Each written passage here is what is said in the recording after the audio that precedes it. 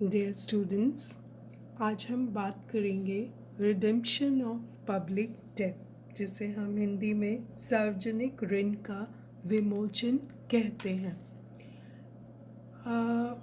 क्या मतलब होता है रिडेम्पशन ऑफ पब्लिक डेट का?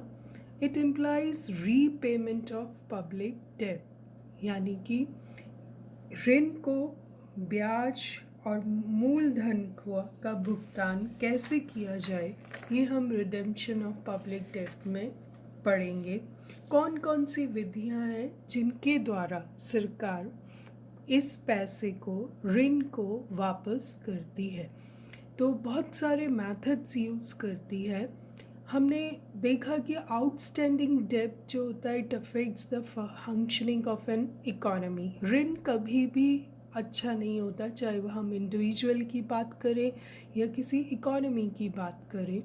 The government has the sole responsibility और obligation to repay the loans taken by it. पूरी की पूरी रिस्पॉन्सिबिलिटी सरकार की होती है। जब वो ऋण रेज करती है तो वापस देना भी उसी की रिस्पॉन्सिबिलिटी होता है। और accumulated large volume of public डेब्ट has a demoralising effect on the public. बहुत ही गलत मैसेज जाता है पब्लिक के बीच में। अगर किसी देश पर बहुत ज़्यादा ऋण होता है तो इसे अच्छा नहीं माना जाता। आज हम ऋण को वापस देने की जो विभिन्न प्रणालियां हैं उन पर चर्चा करते हैं। What are the methods of redemption of debt? सबसे पहला जो एक्सट्रीम मेथड है, let's talk about the repudiation of debt. इस क्या मतलब होता है इसका कि ऋण परित्याग, यानी कि अगर एकदम से सरकार ऋण देने के लिए इनकार ही कर देती है, उस केस में हम उसे ऋण परित्याग कहते हैं। मान लीजिए कि ये प्रणाली व्यवहारिक तो नहीं है, क्योंकि इसमें सरकार की साख का प्रश्न होता है, उसका अस्तित्व ही खतरे में पड़ जाता है।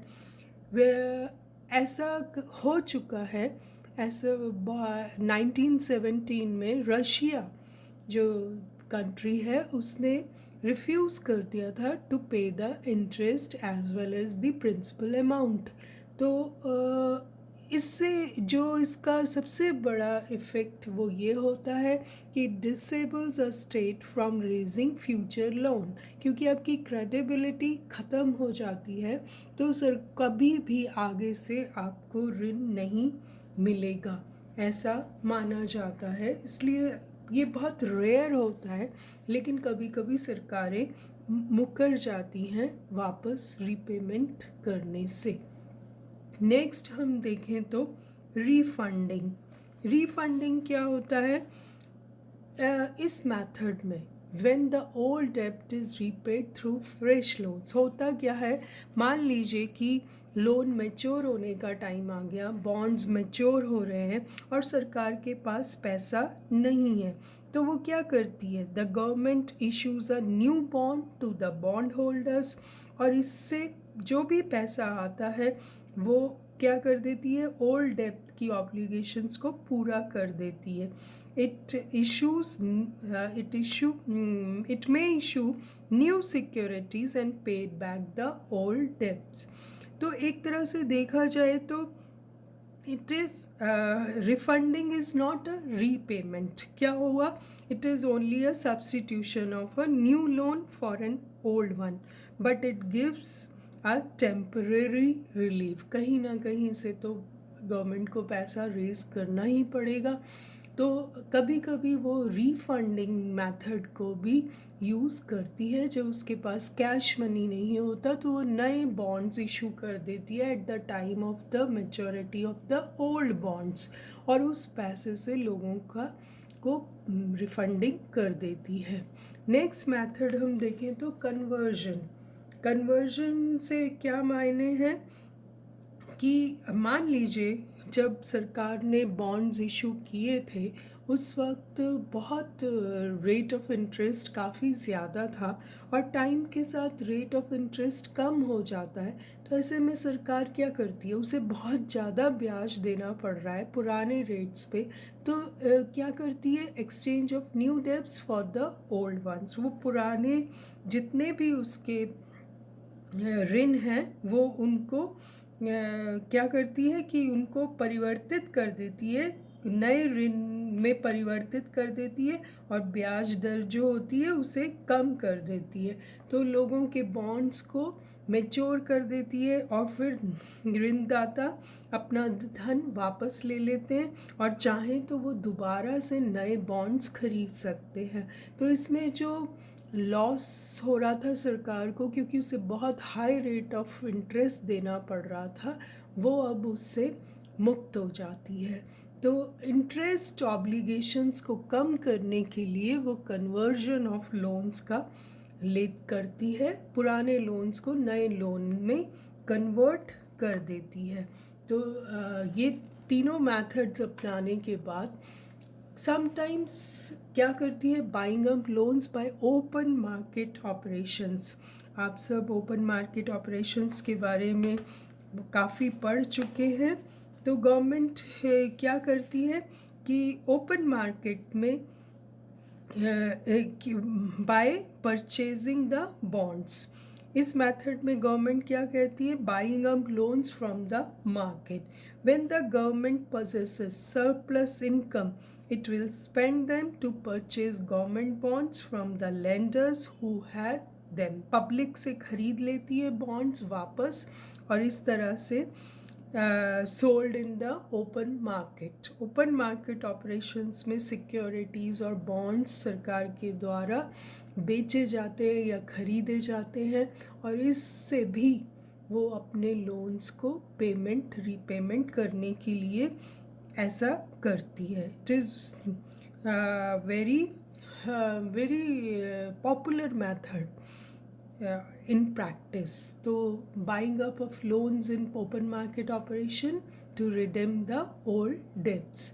Then by creation of fresh currency, आप सभी जानते हैं कि ये सरकार के पास पावर है कि वो नए कुछ करेंसी को कर सकती है, उसी के पास पावर है क्रिएशन ऑफ फ्रेश करेंसी या एक्सपेंशन कर देती है उससे। लेकिन फ्रेश करेंसी जो मेथड है ये it will generate inflationary situation in the economy.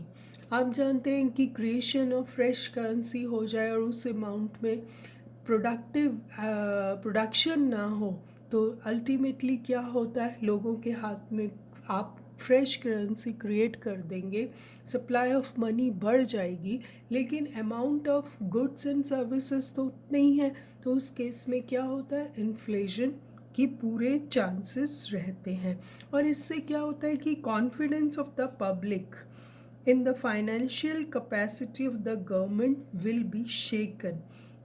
So the government hardly resort to this method. वो क्या करती है, it may be difficult to borrow funds from the public in future, क्योंकि सरकार की रेपुटेशन क्रेडिबिलिटी ख़त्म हो जाती है।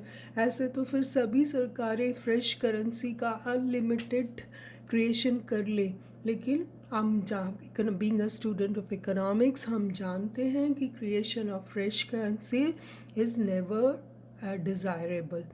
बहुत सारी कंडीशंस हैं इसके साथ, सो ये मेथड भी is not very popular. Next is by paying debt from the surplus budget revenue. मान लीजिए किसी सरकार का सरप्लस बजट है तो वो इस लोन को क्रिएट क्या करती है कि वो अपने बजट रेवेन्यू में से ही हर साल उसमें से कुछ अमाउंट रख लेती है और उस अमाउंट से हर साल जब बजट पेश करती है तो अधिशेष बजट द्वारा अपने राजस्व में से ऋण का भुगतान करती है और ये प्रतिवर्ष देय राशि का प्रावधान बजट से ही ले लेती है। This is the best method. लेकिन हम सभी जानते हैं कि आजकल की जो मॉडर्न गवर्नमेंट्स हैं उनके पास सरप्लस बजट होता ही नहीं है। वो लोग प्रेफर करते हैं डेफिसिट बजट, और डेफिसिट बजट के केस में इट इज़ वेरी डिफ़िकल्ट कि बजट रेवेन्यू में से डेब्ट को पे ऑफ किया जाए। But this is the best method अगर इस पर रिलाई किया जाए तो, क्योंकि this system enables portion of डेब्ट being paid off every year. आप हर साल अपना डेब्ट इससे पे करते रहते हैं। देन नेक्स्ट इज़, अगर मान लीजिए debt is paid in equal installments which include both the interest and the principal, तो उसमें it is done annually। अगर हर साल ऐसा किया जाए, हर method, under this method a part of debt is repaid every year. This is also called annual repayment method. Next is very important, that is sinking fund method, जिसे हम हिंदी में शोधन निधि कहते हैं। इसमें सरकार क्या करती है कि ऋण के भुगतान के लिए एक निधि का निर्माण कर लेती है और जिसे शोधन निधि कहा जाता है, और सरकार अपने राजस्व में से प्रति वर्ष एक निश्चित राशि ऋण की अवधि के लिए जमा कराती रहती है और अवधि समाप्त होने पर पूरे ऋण का भुगतान कर दिया जाता है।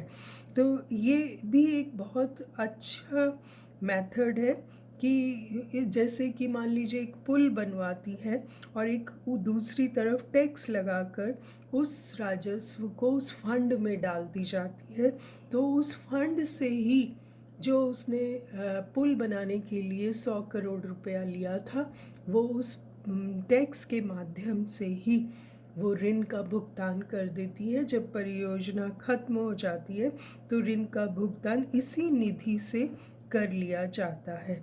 तो ये भी एक बहुत अच्छा मेथड है ऋण रीपेमेंट का। We'll study some more methods in next lecture. Thank you so much.